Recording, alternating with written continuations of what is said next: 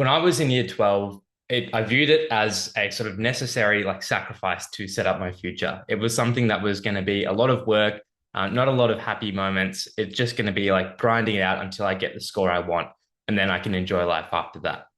And while it worked out for me, and I think lots of other people who take this sort of hardcore approach, for a lot of people it doesn't work. But more importantly, for the people who do sort of view that as such a sacrifice, I've got some advice that I wish I knew back then, which will hopefully make that journey more enjoyable and in a mixed up way will also make you more efficient as well.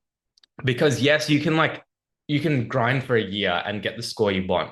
But in reality, like once you're in med and then beyond that, you've got these periods of like working hard, smart, and long all the time. And you can't just keep sacrificing the present for the future. You need to actually learn to enjoy the present as well. So this is what I've learned over the last 5 years of trying to enjoy the hard work that I do. And now I genuinely can say that learning a new topic or studying a new topic is very enjoyable for me, and I would like, happily spend my free time doing it. But here's some tips on how to work long, hard, and smart, given that to be the best, you can't do two out of the three. Number one is find the times that you are most efficient at. So for me, especially when I'm home the whole day, that first morning cycle is where I want to get all my heavy work done. So I can go like 2 or 3 hours and do a big session then, whereas I'll find in the afternoon I taper off. And then after dinner around 8 p.m., I've got a sweet spot where I'm good for about an hour and a half. So I know that. So that's when the hard work is going. I'm not going to put, emails or basic admin stuff during those times. They're for the most difficult tasks that I can get out of the way. And whether you're a nighttime person, a morning person, you'll have certain times of the day where you work better. And so it's just about finding them and utilizing them. Then segment your tasks into urgent and important, non-urgent, non-important. So you basically have a sort of two-way table between urgency and importance. Now, I sort of think like I'm not organized enough to sort of stick to this, but the basic premise is like you don't want to waste time on like the non-urgent, non-important stuff. And this is where like lots of tasks seem to come up. But like, I always want to like clean my cupboard because it's a mess, or like organize things at home. But I know that's gonna like organize my OneNote again, but that's non-urgent and non-important. So you've got to spend as much time as you can prioritizing the urgent, important things. And I often have to remind myself of that because there's so many like jobs to do. But then when I think back at it, like they're not important jobs, they're not urgent jobs, and like I can make it without them. So focus on the actual tasks that are most high yield and high value to you, which are often those like annoying, difficult tasks that you're putting off. Writing the essay is a lot less fun than doing some practice questions or like sorting out something that your heart's desire wants to fix. Then task switching is breaks. So let's say I'm writing this essay and then I've done it for an hour and I can't bear myself to do any more than that. Then rather than just completely stopping, I can then perhaps do a different productive task as a break. Or so maybe I'll do like 30 minutes of like maths questions.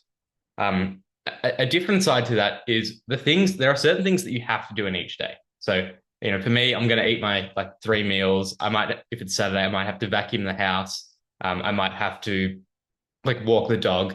So all these things are like necessary breaks I'll take. And then as soon as I'm tired of one task, I can then, have breakfast. And that's an automatic, 15-minute break and then start a new task. Go with the new task. And then when I'm done with that, maybe I vacuum the house and then the next task. And then maybe by the time that's done, it's lunch. And so like in this way, like every way you spend your time is productive. And because those breaks are like the compulsory things you have to do anyway. Then use free time for activities that recharge you rather than drain you. And I think this is important because there are lots of activities that are fun, but also draining. For me, that is like TV and like sitting down a long period. So once you've finished studying, like who can be bothered to go for a walk outside?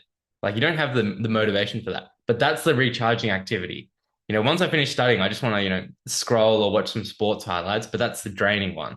So as much as I can, I put the draining activities at the very end of the day as something I can finish my day with and as a thing I can enjoy, and then try and work out what activities actually recharge you. You know, is there a breathing technique? Walks in nature is great. Whatever it is that you find like energizes you. Maybe it's like a meal with a friend, or a nice like coffee outside. But that's the thing that you can have a small break and then get back to the grind. Small breaks is probably another point to emphasize rather than long ones. But I think I'm going to get the names mixed up here. I think it's Pomodoro, which is like 5 minute, 5 minute, 5 minute, and then 30 minute. So like it's not just 5 minute breaks every time. You can have that big 30 minute break. But even like a 5 minute walk outside will do wonders, especially just like without any stimulus, like no podcast, just walk and think. And that's quite recharging. And it actually will improve your study retention as well. Then health. And this is like one thing that it's so insidious, but like from COVID, because I did COVID in year 11 and 12, you completely miss that, like, because I was just staying inside like studying the whole time, there was so much, like, I gained so much weight, and then like all that things like staying inside and studying impacts your mood. Obviously I'm not the best judge of how I was during that period, but I'm sure I wasn't so pleasant to be around. Now I every morning try and go for a run to start my day, and it's only like a 10-minute thing, but just getting outside makes things so much nicer. And I'm always conscious of like, getting a little bit of exercise in. If I'm home for the whole day, those are the hardest days for both for my mental health. So like at least when I go out to placement, like you chat to people, you have a bit of time outside. But if I'm home for the whole day, I'll always do the run in the morning. I'll try and get some exercise in, just a short amount in the afternoon. And the other thing about being home all day, like when you're on study back or study break, is I find that, and this is a later point, I find that like there's just something inside you that just wants to like speak to someone and laugh. So at the end of the day, I'll find that like I'm often, just going on YouTube to look for things that make me laugh, but it's probably because I just haven't had that need met. So especially if you're home today, this is, I think, a strength of people who study with others, but have a conversation with someone, have a laugh with someone, because that will keep you going. If you're just at home sitting in the desk doing work, you'll get a lot of work done, but it's not good for your health, and I think you'll find you're missing something. And in terms of longevity, like the exercise, the social companionship, like eating the right food, sleeping lots, they will help your mood.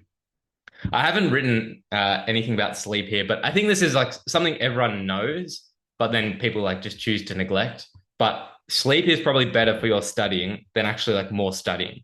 So, if I had the choice between like 8 hours of study, let's say 6 hours of study and 8 hours of sleep, versus, I'm getting myself confused. Okay, 6 hours of study, 8 hours of sleep, versus 8 hours of study, 6 hours of sleep, I would choose the option with more sleep. And that is the longevity focus option. Sure, if you've got like an assignment due tomorrow and you need to like do a long night, that's fine. Probably some organizational questions in the build up to that, but just make sure you're like, sleeping is so important for memory consolidation, for mood, for regulation, and for all of these things. Sleep is very underrated. And finally, treat burnout early. So if you feel like it's too much, take a day off, and don't push yourself like beyond the limit. Everyone has that limit. And so it's just about like stopping short of that. If I feel like I can work, 12 hours a day, and pull a couple of long nights, like I know for me, if I push it and I have like 3 nights in a row where I'm sleeping less than 8 hours, I will feel it. And then I'll need like a day off, or a night off. So know your limits. And then as soon as you sort of feel your efficiency dropping, that's when you should take the break.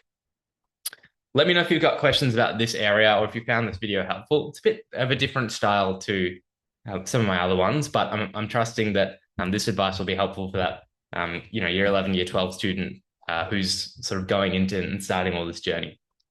Keep in touch and check out my other videos. Thanks, guys.